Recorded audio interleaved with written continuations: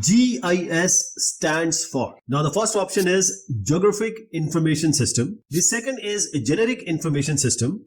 Then we have the Geological Information System and Geographic Information Sharing. What do you think? What is the correct answer? Yes, you guessed it right. It's Geographic Information System. Now this Geographic Information System, first thing is it's not Geographical Information System or Geographical Information Systems. It's just Geographic Information System. Now let's go a few years back. In the bank, you used to go, the teller will write something, there will be no computer, there will be no electronics, but right now we use UPI, online transaction. We have an app for it. Similarly, geography also has evolved. Previously, the maps were on papers. Now we have them on your desktop or on your mobile. That is the Geographic Information System only. So this Geographic Information System, now understand it like this. Now everyone has a mobile. They carry a mobile. So this mobile is nothing but a hardware. It has a operating system. So this hardware is a hardware. Operating system is a software. But in order to work, that is, you need some app. For example, you need Google Maps to navigate. So that is an app from Google. So Geographic Information System is a combination of various things. Hardware, software, humanware, dataware. So in this GIS, which is a computer system, we are talking about analysis and display on workstation, on computer system, even on your mobile. So GIS is nothing but a software. But why can't we just talk about software? We have to talk about hardware because we are dealing with different kinds of data and we are dealing with geographically referenced information. This geographically referenced information is also called as spatial data, right? Now you have taken a photo in your home or in front of your home. You want to actually align it with world.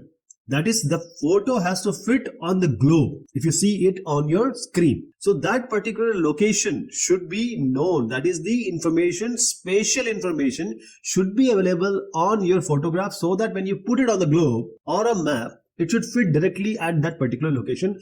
So that image having latitude, longitude and elevation and etc. information is geographically referenced information.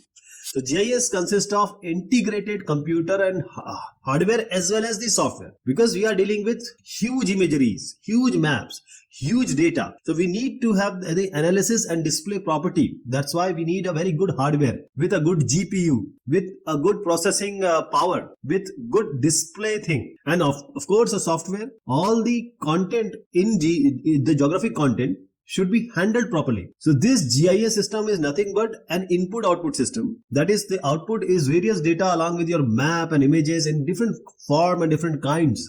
It can be text data, it can be image data. But input is what? Raw data. So the system which is taking this input raw data and converting it to a meaningful, say for you or for your government or for your industry, this is the GIS. That is why it is called GIS. That is, you are having say raw data from the satellite. Now you are adding certain content with it. That is the metadata, the information about your data that is going to be combined. So in remote sensing also this is humongously used. So this data is inputted to a GIS. The processing is done, and that processing is done by the hardware and software. And finally, these all storing, managing, analysis, editing part and output part. This all is the first to last stepwise explanation of a GIS system. It's just not one thing. So you have to have that data, and then you are able to do all those things that GIS gives you the ability of.